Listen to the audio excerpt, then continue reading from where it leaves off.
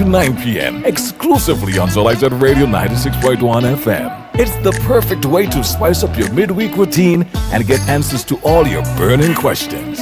Whether you're looking for relationship advice or curious about the art of intimacy, Roma's got you covered. Pleasure Pulse, every Tuesday night from 8 to 9 p.m. only on Zolized Radio 96.1 FM. Don't miss out. Your sex education journey starts this Tuesday with Roma as your guide.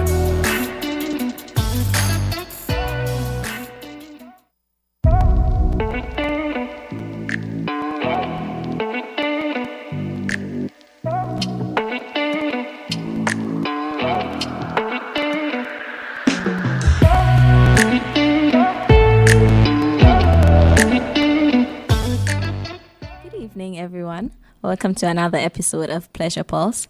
I'm your host, Roma Richardson, and I'm so happy to have you here with me another Tuesday, another conversation about sex and something. But as usual, before we actually start the conversation, we'll take a short break so that you can let everybody know that Pleasure Pulse is live. You can tune in on ZIZ Radio 96.1. You can tune in on YouTube. You can find us via ZIZ's website if you prefer to listen that way. But just let everybody know that Pleasure Pulse is live, and when we come back, we'll actually start talking. So stay tuned. Mother's Day is here, and ZIZ Broadcasting Corporation is ready to help you connect with shoppers. With our Mother's Day advertising special, your business gets powerful exposure across radio, television, and social media, reaching thousands every single day. Imagine your message airing multiple times daily, plus a live on-air feature to promote your special offers, and added visibility on our dynamic Facebook platform. Whether you choose radio, TV, or both, you'll stay in the minds of customers who are making those all-important Mother's Day purchases. Call our sales department at 465-2621 today and secure your advertising solution.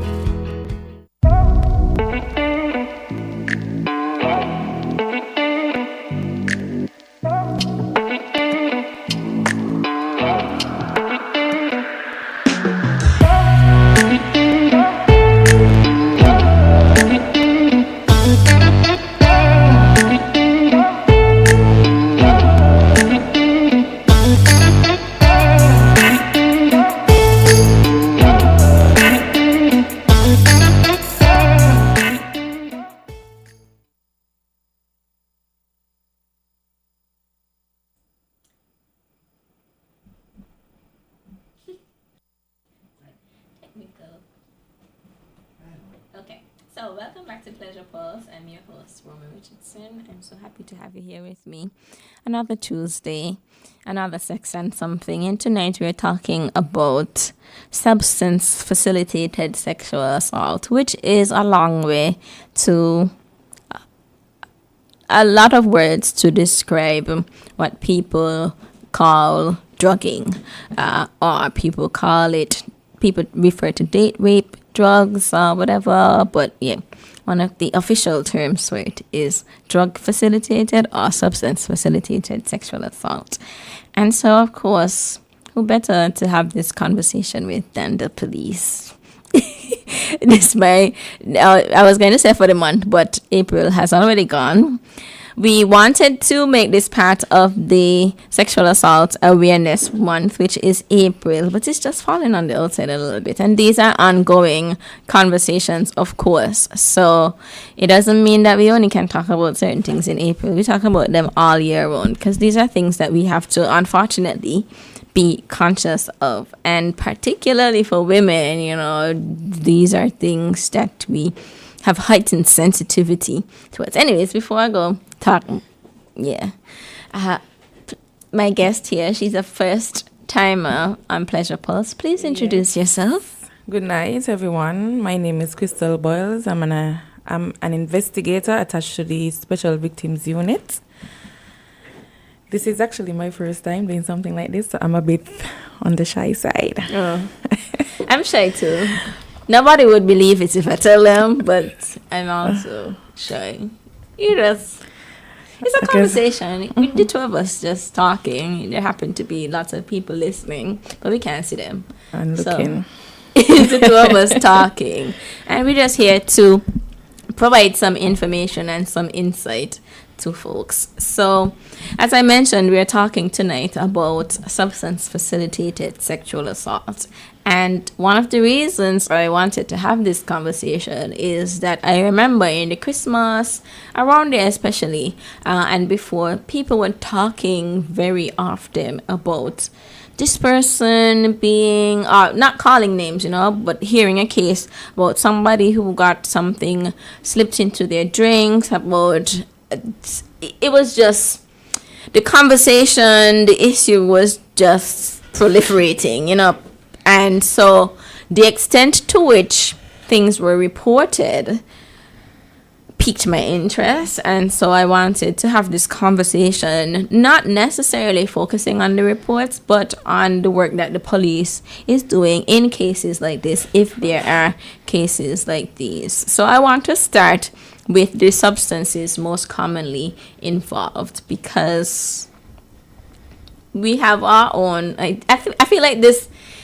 whole space, this whole realm is kind of new to a lot of us, because we watch TV. I feel like it's only on TV, really, in media, that we see, like, you go to a college party and people putting things in people's drinks. I feel like last year was the most that I have been conscious of the things that I'm consuming, where you I feel like you used to be able to leave your drink there and you go about your business and come back and make your drink fine. But now it's like you're at a party, you have your drink there, people putting their hands over your drink because all you do was turn your back to talk to your friend, and you have to be even conscious of that, which is scary. Very scary. And I know oftentimes, we don't think of alcohol, as part of, we think of something else in alcohol as part of those substances, but alcohol in itself, is something that can impair our judgment, affect our, so yeah. Tell me, what are the substances most commonly involved in cases like these, and how big of a role does alcohol play? Well, some substances commonly involved in these cases are alcohol, as I just mentioned, for one, marijuana, ecstasy, and cocaine. Then there is also methamphetamine. The short form for it is meth. Yes. While a lot of people, as you just mentioned, they don't think about alcohol as like a drug that could do anything, but the level of alcohol one may actually consume, as you said, can impair one's judgment. It could make it could just take it from yourself, and as I mentioned, December, we did a lot of cases. I can't say off the bat, I can't say off the bat, the police received this number of cases or whatever the cases, because different stations deal with different thing. And at SVO, once it doesn't involve something sexual, then we would not have got that report. But we have one report that is open and investigations are ongoing. And the problem with these cases, when it comes to drugging and sexual assault, is that they are complex, because here you have a person who cannot or may not recall what really happened to them, or they can't even say, So, but yes, and then when it comes to alcohol, as I said, that alone can impair one's memory and judgment, and alcohol is often used in combination with other substances, and we see that a lot, especially with the drinks. You have alcoholic beverage with marijuana inside of it, While you're drinking alcohol, but you're also smoking a joint, or eating a gummy. Sometimes what we just overlook is you doesn't necessarily have to actually smoke it, but just being in the area and inhaling it in the environment, that too gets in your system. It does. Your marijuana. Okay. So different substances that are involved, and alcohol does play a role, even though we're thinking we're drinking innocently and all that. We're mixing drinks, mixing alcohols, liquor as well, we'll have a different effect on us, what are some signs that people should look out for that somebody they're in the same space with has been drugged? Well, if a group of friends together, even if you're not, let's say you're just there, and you realize someone is just like they just zone out. You're just looking at the person, and because if you're drinking alcohol, you're partying, there's music, you must, you're having a good time. There must be some sort of movement, there must be some sort of chit chatting, something. But the person is just there. That should raise an alarm.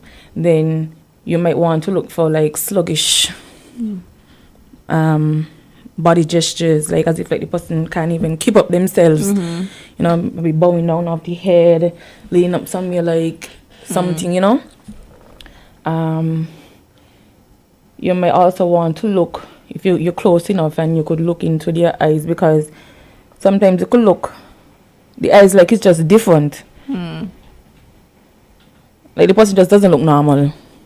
It's almost as if when they see somebody high, they got this red eye and they just look like they're ready to, I don't know, like get mad or something. Yeah. Yeah. I mean, you mentioned... You can also look for vomiting too, sorry. Okay. You just see somebody just constantly vomiting. Sometimes you might say, that person, they drink too much, or whatever, and you think it's just normal. But it's best to just check. It's just normal. Because I was curious about that too, right? Like, how do you tell the difference between somebody who is drunk and somebody who has been drugged? But then it's like, in both cases, the ability to consent, the ability to say an informed yes to anything is affected. So whether it is from some substance other than alcohol or from alcohol, when people are in that situation, we do want to be able to intervene. So how can people safely intervene? Because especially if it's not, they're in another crew, or because sometimes it is that like they are with people, so the expectation is that the people around them will notice, be taking care of them or whatever. How can somebody safely intervene? Well, I would say if they're with people, as you say, you just simply go up to one of them, and you just let them know, well, I've been observing your friend here, and the person looks sort of out of it, and you check for response. The way in which that person respond. Then maybe they might say, man, he good man. Don't say that they're drinking, and they might hug and say, we good.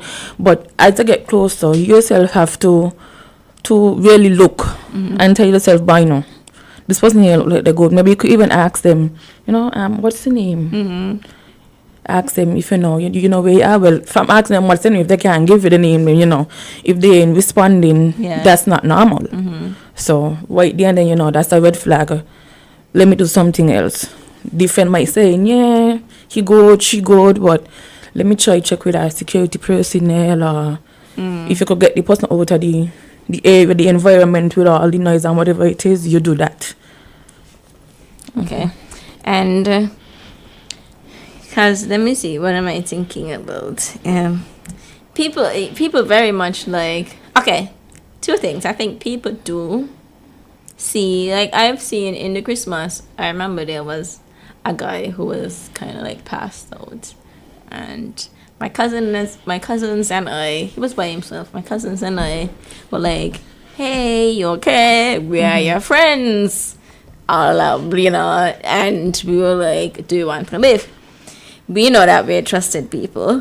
For some reason, he also thought that we were trusted people, and so he, allowed himself to be taken with us to take him to where he was staying and things like that.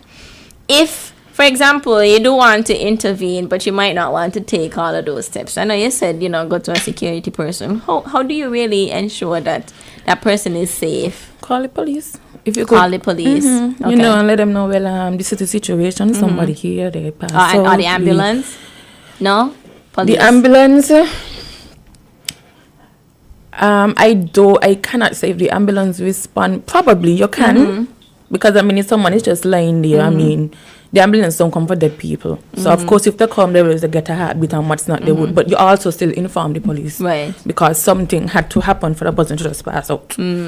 Yeah. Okay, so the police is especially to check if something illegal or something that's a crime has taken place? Well, yes. In order for that to be done, though, a medical examination has to be conducted, because we can't just look at somebody and say, oh, yeah, this wasn't being drugged. No. We would have to first speak to them if we can at the time, because sometimes, the person might be out of it. And if not, then that's to the doctors come in, the medical professionals, where they would do the blood drawing and testing to say, okay, what is present here, and maybe the level of what is present, and then we get an idea. What if the person is actively being taken away by somebody or a group of people, and you're concerned? Because sometimes it's like, if you're paying attention to some people, you could know who they come with and kind of know who they ain't come with. Or I think sometimes too, people's red flag radar go up if, like, you see a woman being taken away by a group of men or whatever it is. How do you intervene in a case like that? I would say you stop them. Hey, this person, you ask the person itself, whoever it is, this person who you're going with, and if they cannot respond, if they cannot say, if they say yes, you say, well, you still ask them questions to see if they know what they're really saying. The person's name, what clothes they have on. Yeah. You know who I am? You ask questions, and if you realize those questions being answered, then that's the red flag. Call the police. Take out your phone and start to take a picture or do a video or something, because normally when person is doing things that are wrong, they don't want to be videotaped, they don't want a picture to be taken. So your encouragement is to intervene. Yeah. Okay. If you don't want to intervene where you actually go and say something, at least take a picture, do a video, because that's evidence. Because if you're going to just call the police, I just see a group of boys going across the road with a girl and she look like she ain't into it or whatever. Sometimes I ask these people, what color clothes these people going? I just see them gone. By the time you reach, nobody there, out of sight, nothing. We have nothing to go after. And so it is always best.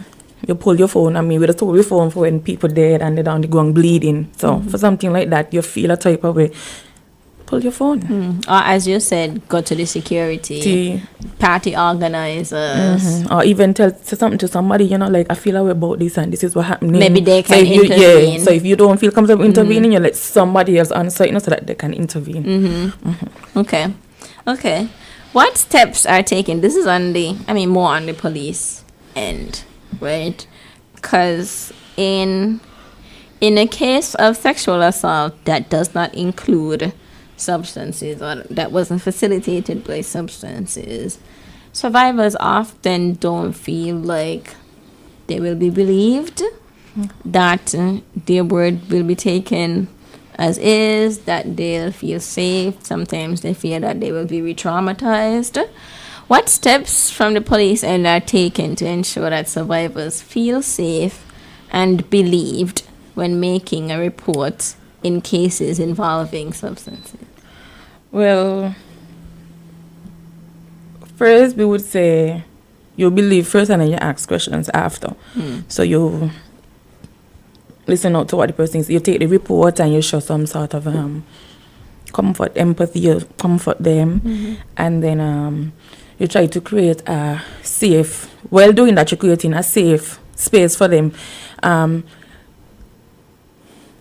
You also want to take them away from, let's say you go to Bastia police station, you make the report, you have maybe 3 other police officers there, got somebody there making a report, so you take them away one time from all of that. So you take them somewhere in private, yes, and you let them speak, and after that's when you start to ask questions, while not trying to say ask them, they tell you what it was wearing, or you actually see what I was wearing and be like, so what you wearing that day, and you don't do that. Where you drink so much and you don't want to do that. Because truth is that people should be able to go out and enjoy themselves. People should be able to have a good time. People should be able to leave the drink, go to the bathroom and come back and make the drink. Yes, but because that is not so, you go in bathroom, go with your drink. I would say, when people go in bathroom, they mostly go with the phone.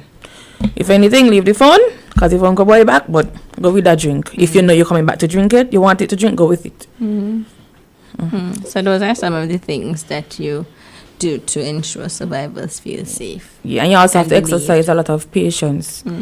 You know, you can't like be too forceful with them in like getting the information. You know, you have to give them time because to make them feel very comfortable, find out if there's anybody they want to call to, you know, support them and be there with them and that sort of stuff. I think that connects to the situations where, because you brought this up earlier, you know, a survivor doesn't really remember or remembers very little about the assault. How do you handle situations like that?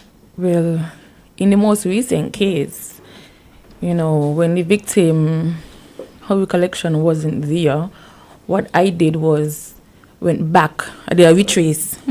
So from what she told me she can remember from the time she arrived, that's when she was to herself, we did a retrace.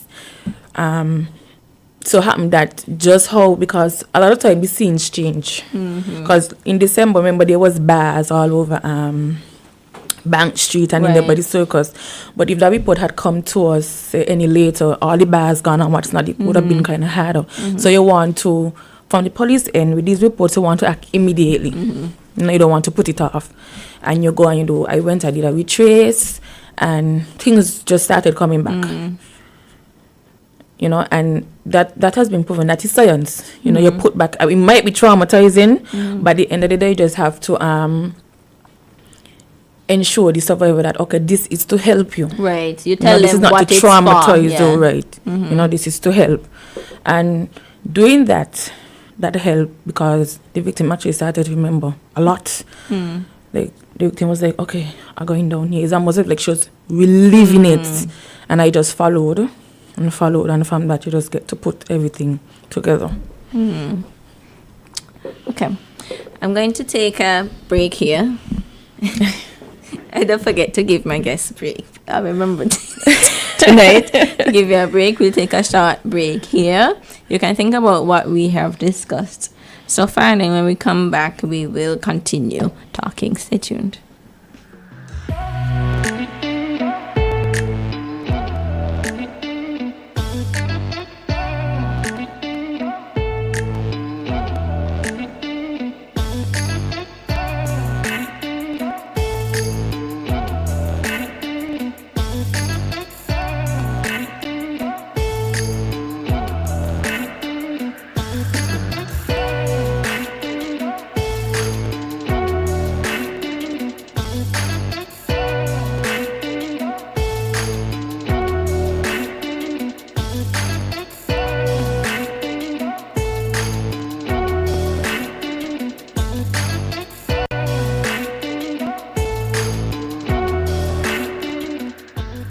Welcome back to Pleasure Pulse.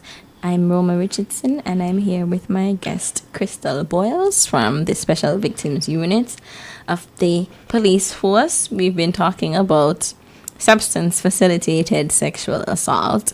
So far, we've discussed some of the substances that are most involved in cases like this. We've talked about how much alcohol, although it's taken for granted, is very much, you know, one of the major substances at play. Some signs that people should look out for that somebody they can observe has been drugged, like people being dazed or zoned out, people not being able to keep themselves up, Vomiting.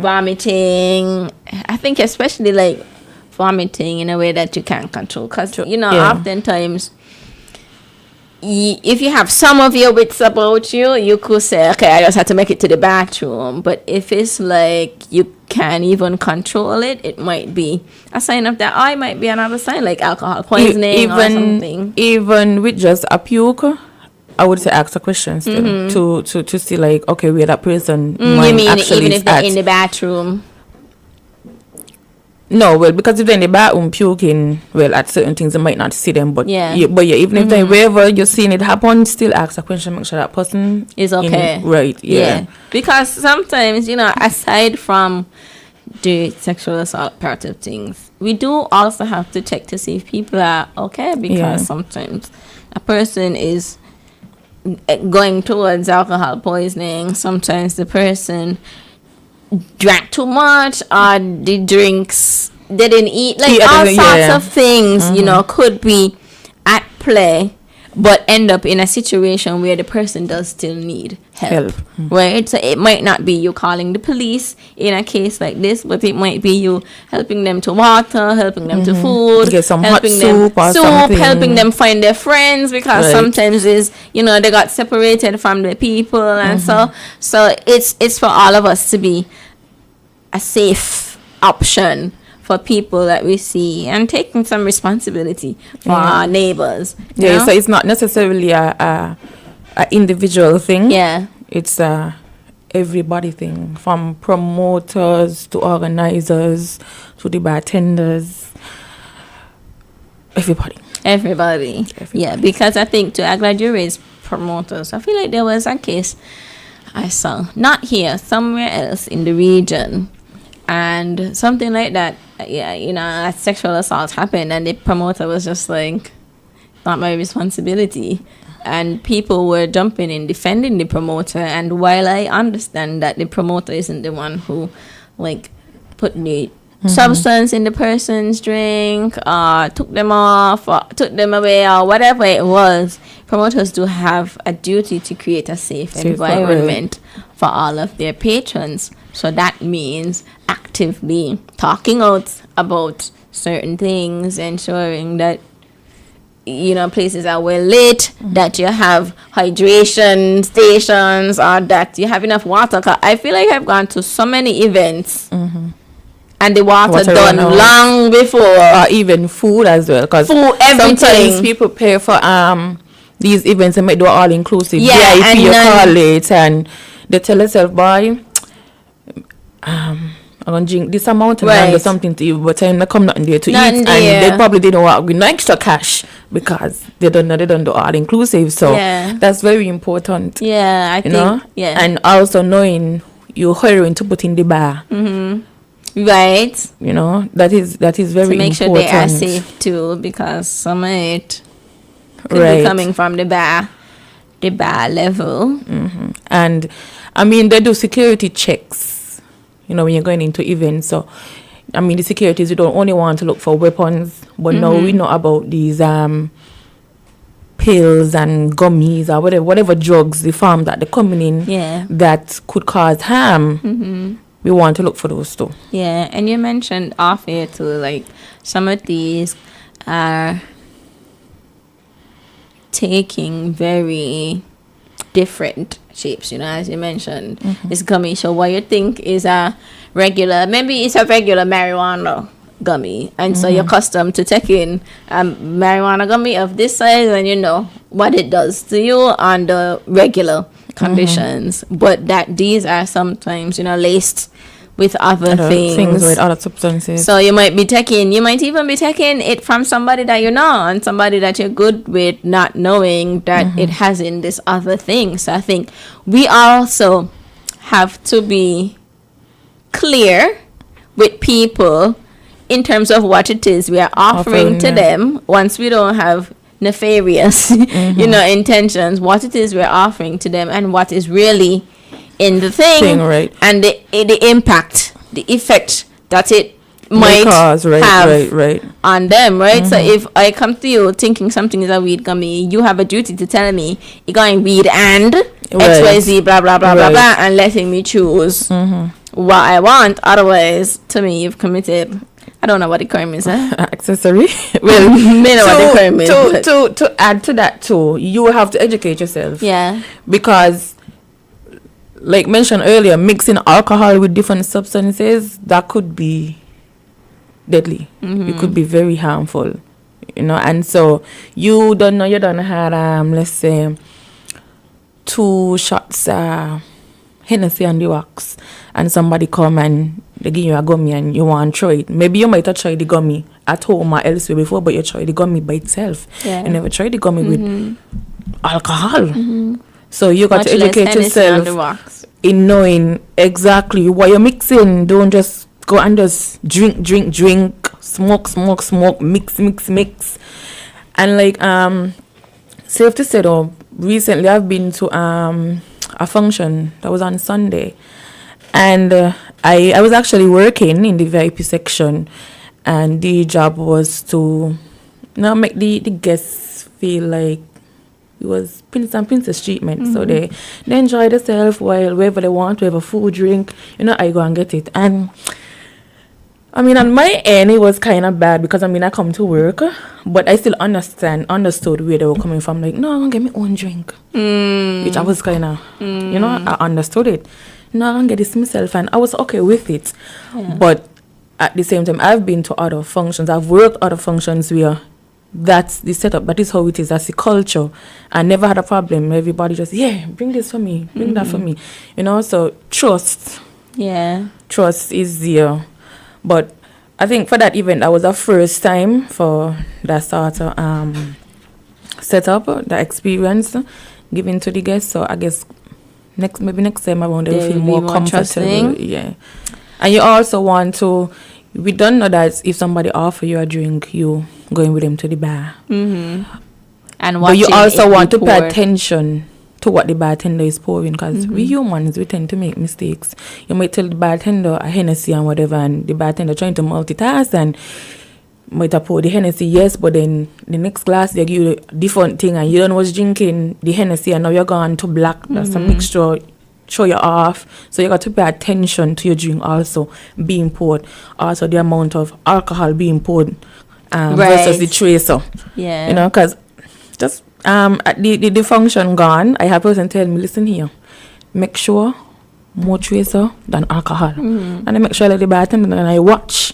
And one time I had to say, hello, put some more tracer in this here, please, because I know my guests ask for and I got to give me get some guests ask for. So yeah, I find that at a lot of all-inclusives, whether it is on the road or at a location, but especially I feel like the road experience, it goes like either way. I feel like some people complain that people ain't pouring the alcohol heavy enough, and I think a lot too people that pour the alcohol real strong because they want you to come back. But it's like, in not wanting me come back, you're putting me down because with some mixes you can't really tell how much alcohol really is in it, right? Or maybe you're just in the mood, so you ain't really paying attention. And so people are really causing harm and creating risk for people by not being reasonable with they giving them 3/4 alcohol and a splash of the tracer or cranberry juice. So like we have to be mindful of these things too, because I think more and more we're also seeing people who are open, willing to go out by themselves and enjoy themselves. So like me and my cousins, everybody got a ton for Juve. So this Juve is your responsibility to look after. So that means not drinking for that person. So that mean the rest of us drinking and enjoying real life, you manage your drinking, right? Which is not responsible. I wouldn't advocate it. But at least we like within our responsibility are like, okay, we need a dedicated caretaker or whatever it is. But if you're going out to enjoy yourself by yourself, being a little naive or assuming that, everybody is on the same wavelength in terms of safety, in terms of how much alcohol people should be pouring and drinking, and so then what happens to you who are by yourself because you think it means that if you are by yourself, you really can't drink. Right. Or you have to drink to an extent where, you actually go to actually get home safe too, especially if you're driving. If that is even possible, because sometimes too, people, I feel like people making more, even like the rum punches, the drinks that are like pre-mixed for everybody to partake. Even them there to be knocking you down, and all you're tasting in it is the sugar at first. Well, you got like drinks like that where it just tastes nice. You ain't tasting the alcohol. You're drinking. So there's so much for, I think, everybody to be mindful of, not just in terms of, especially in terms of sexual assault, but I think in terms of general health as well. Anyway, what should somebody do if they suspect they've been drugged? or assaulted, even if they're not sure? Report it. Report it so that they can get the immediate and necessary medical examination, because some drugs go out of your system very quickly. And so if that is so, you would want to catch it, So I would say report it to the police. If you don't feel comfortable coming to the police, then you report it to a family or a friend. But to prove that you've really been drugged, you have to be tested. Unless there is some other evidence we actually see the person doing it, then you have to be tested to know what, And I think if you want to actually go to your own doctor, I don't know if you go to the hospital and say, I feel like I've been drugged, if they're going to run the test just like that. I don't know how it goes up there. But that's an avenue one can try to take. But getting the medical attention is very important. Getting it immediately. Yeah. And you would definitely recommend that people report? Yeah, report. Immediately. And that could mean immediately.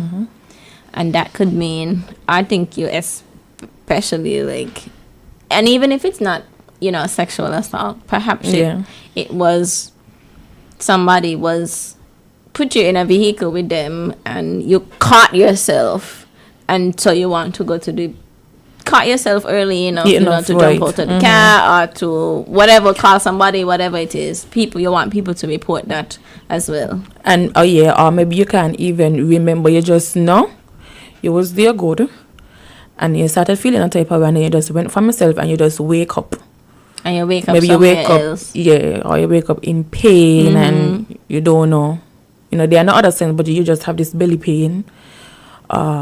Maybe you make your clothes a type of way, but you just can't say for sure, yes, this happened to me, but you just have that feeling, and then as I say, clothes may be a different way, you're feeling the pains here and there.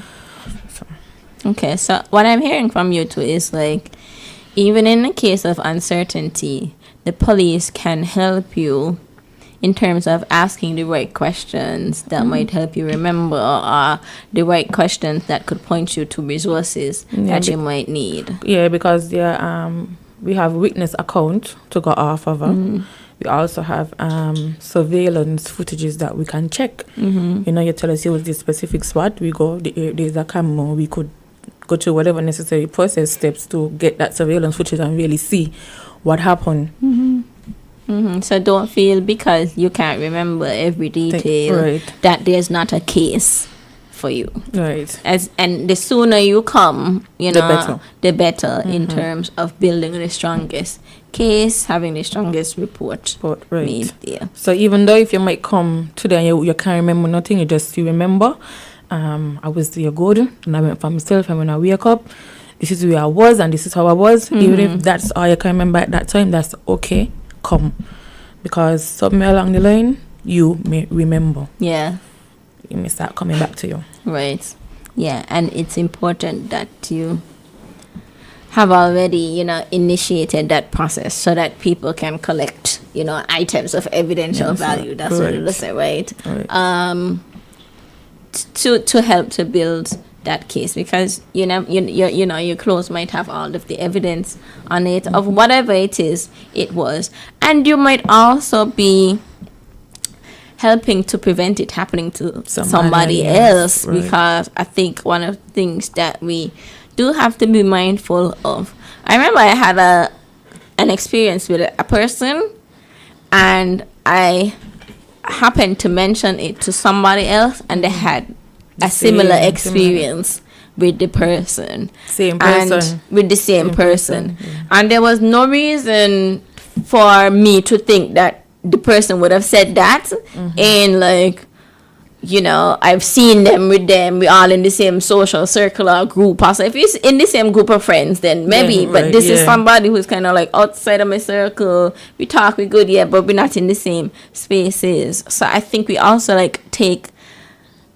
don't fully understand the value of speaking up in terms of how we can safeguard other people. Of course, these are things that should not happen to anybody, right? These are things that should not happen to anybody. And if anybody is dealing with a situation like this, has experienced something like this, and is wondering, where do I go? What pathways exist for me if I can't remember, or if it was somebody who maybe you even willingly went with them because, you ain't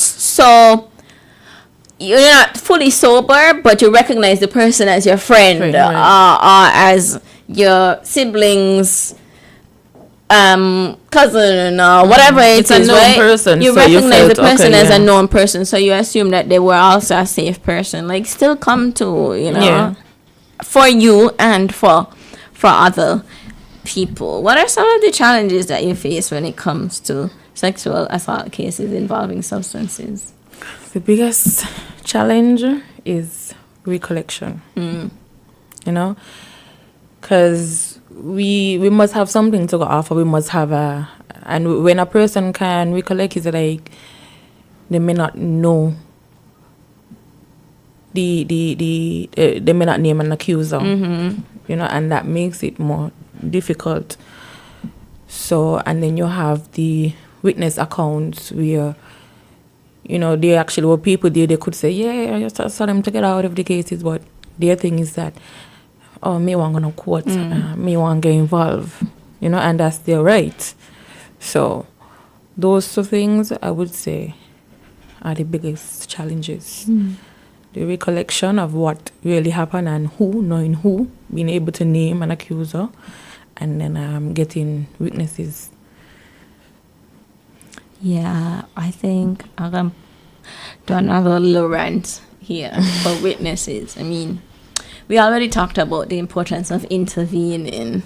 People call it bystander intervention, and it exists for a lot of things. You see a fight, instead of cheering them on and whatever, like, how do you de-escalate?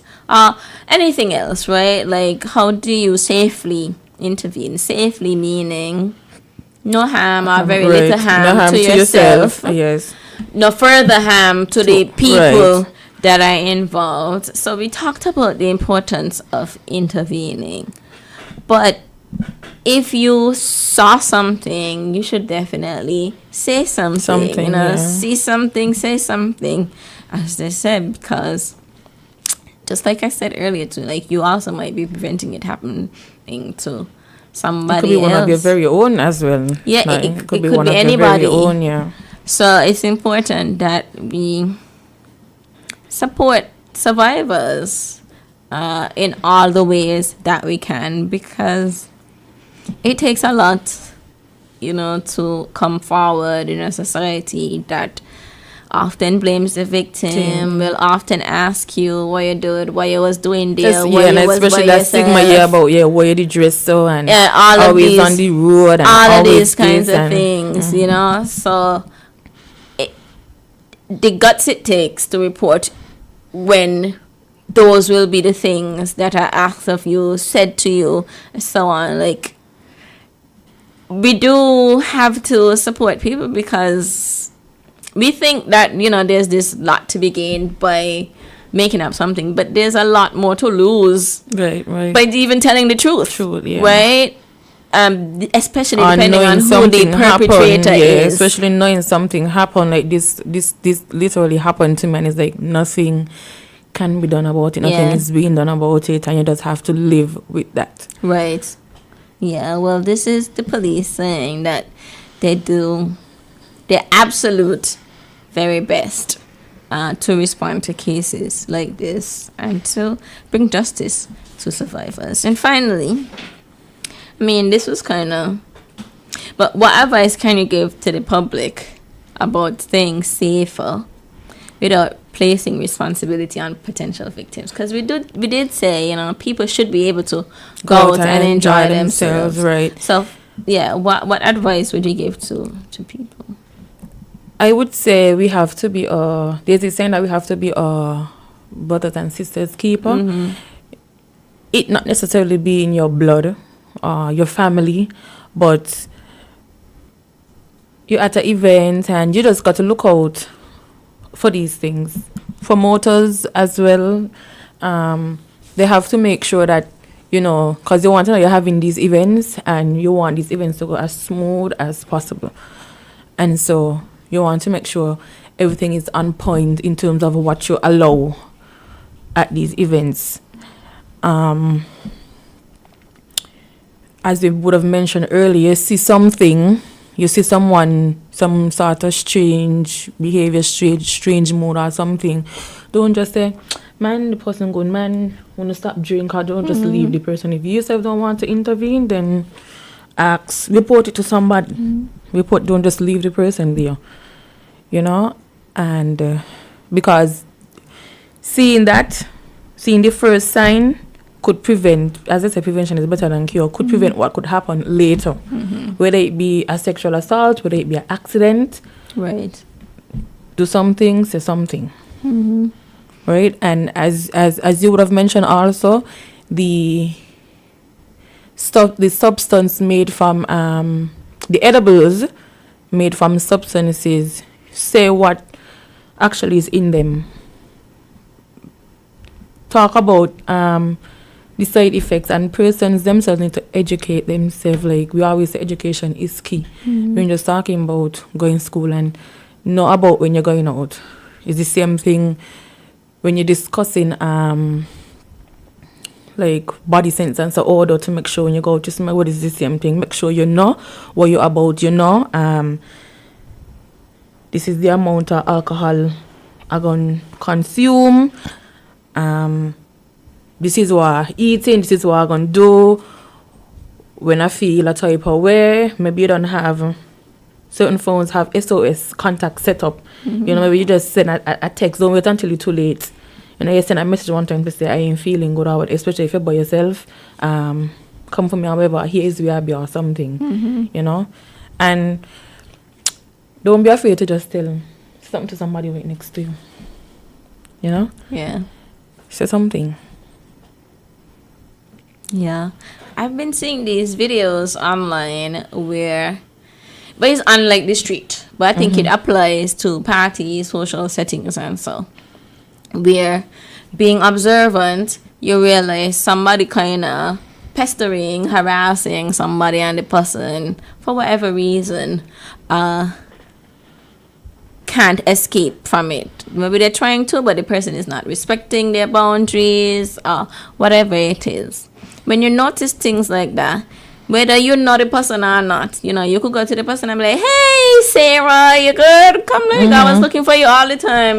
People do that, pretending to remove people from what could be a dangerous situation or an uncomfortable situation. Well, like you ain't had to see actual physical, literal danger to intervene. You could tell when somebody just ain't comfortable and the person ain't listening to them. Maybe you get, because sometimes it is, sometimes unfortunately it is a man pestering a woman, and the man will only stop if another man intervenes. So get the man in your space, or tell somebody else, another man, to go intervene in there. The two of you go over together, or whatever it is. But it really is like looking out for people, everybody, not just the people that you came with, for sure. That's important, but all the people in your immediate environment, to ensure that everybody really can have a good time, which is sad that we're here, because I feel like people, like parents and so, you just used to go, they never walk, they ain't on a phone, they ain't on none, they just go and they reach back home in one piece, everybody good.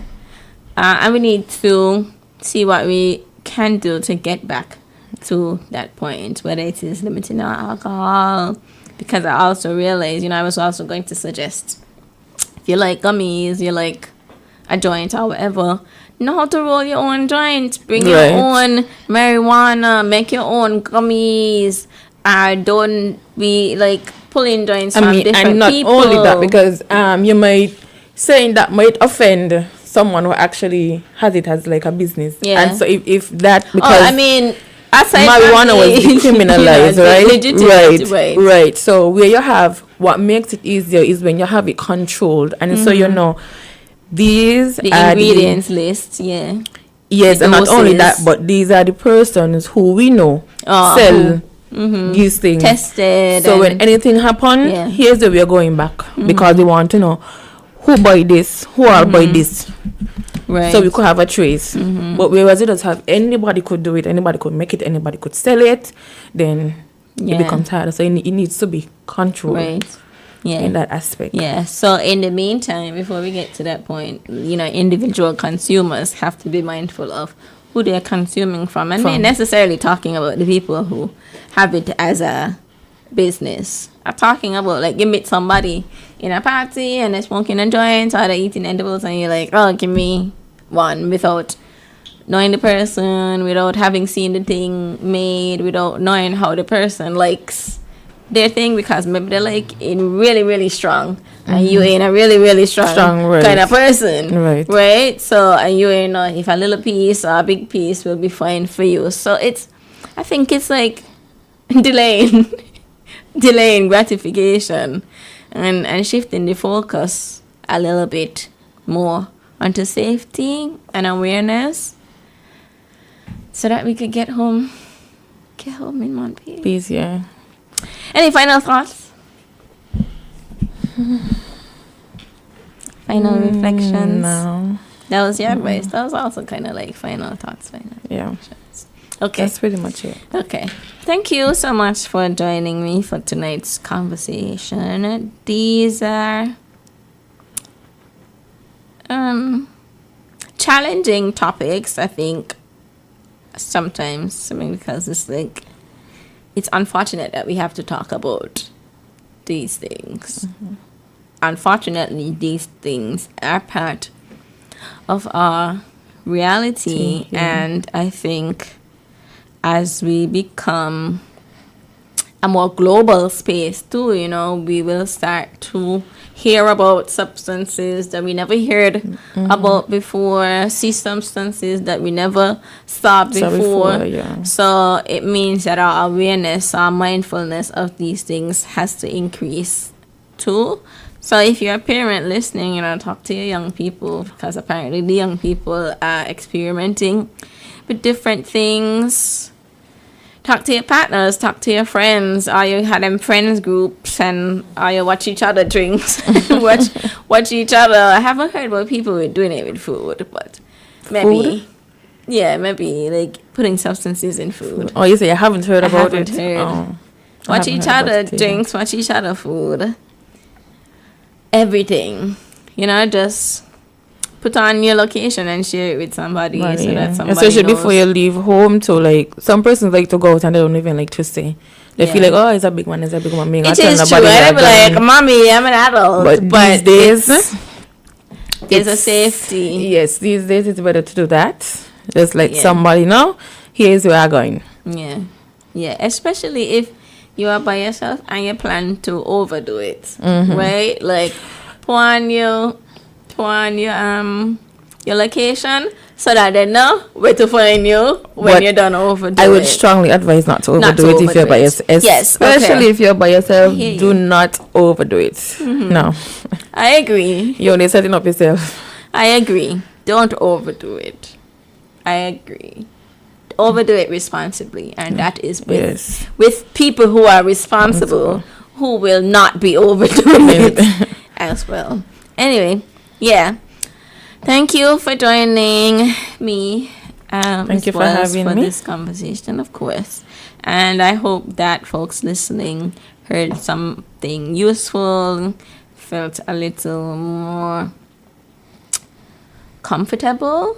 In case you know anybody, in case you have experienced it yourself, in reporting it to the police, as Ms. Boyle said, the earlier you report, the better. The earlier you encourage somebody who has experienced it to report, the better.